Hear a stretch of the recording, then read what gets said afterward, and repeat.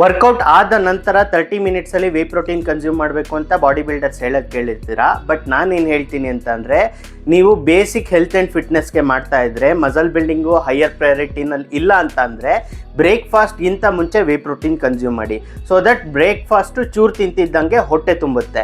2 ಇಡ್ಲಿ ಜಾಗದಲ್ಲಿ 1 ಇಡ್ಲಿಗೆ ಹೊಟ್ಟೆ ತುಂಬುತ್ತೆ. ಫುಲ್ ರೈಸು ಇಷ್ಟಿಷ್ಟು ತಿನ್ನೋ ಜಾಗದಲ್ಲಿ ಹಾಫ್ ರೈಸ್ಗೆ ಹೊಟ್ಟೆ ತುಂಬುತ್ತೆ. 2-3 ದೋಸೆ ಜಾಗದಲ್ಲಿ 1-1.5 ದೋಸೆಗೆ ಹೊಟ್ಟೆ ತುಂಬುತ್ತೆ.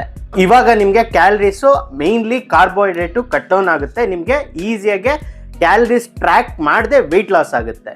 ಆಮೇಲೆ 2 ಇಡ್ಲಿ ಜಾಗದಲ್ಲಿ 1 idli 1 scoop whey protein consume ಮಾಡೋದ್ರಿಂದ ಜಾಸ್ತಿ ಹೊತ್ತು ಹೊಟ್ಟೆ ತುಂಬಿಸ್ಕೊಂಡಿರುತ್ತೆ, ಬೇಗ ಹಸುವಾಗಲ್ಲ. ಇದು ಕೂಡ ನಿಮ್ಮ ಲೋವರ್ ಕ್ಯಾಲರಿ ಡಯಟ್ಗೆ ಸ್ಟಿಕ್ ಆನ್ ಆಗೋಕ್ಕೆ ಹೆಲ್ಪ್ ಆಗುತ್ತೆ. ಕಾರ್ಬೋಹೈಡ್ರೇಟ್ ಕೆಟ್ಟದು ಅಂತ ಹೇಳ್ತಿಲ್ಲ. ನಿಮ್ಮದು ಕೂತ್ಕೊಂಡು ಮಾಡೋ ಕೆಲಸ ಆಗಿದ್ರೆ, ಸೆಡೆಂಟ್ರಿ ಜಾಬ್ ಆಗಿದ್ರೆ, ಲೈಫ್ ಸ್ಟೈಲ್ ಆಗಿದ್ರೆ ಖಂಡಿತ ಕಾರ್ಬೋಹೈಡ್ರೇಟು ಅಷ್ಟೊಂದು ಅಮೌಂಟಲ್ಲಿ ನಿಮಗೆ ಅವಶ್ಯಕತೆ ಇಲ್ಲ. ಈ ವಿಡಿಯೋ ನಿಮ್ಗೆ ಹೆಲ್ಪ್ ಮಾಡಿದರೆ ಸೇವ್ ಮಾಡಿ, ಫ್ರೆಂಡ್ಸ್ ಹತ್ರ ಶೇರ್ ಮಾಡಿ.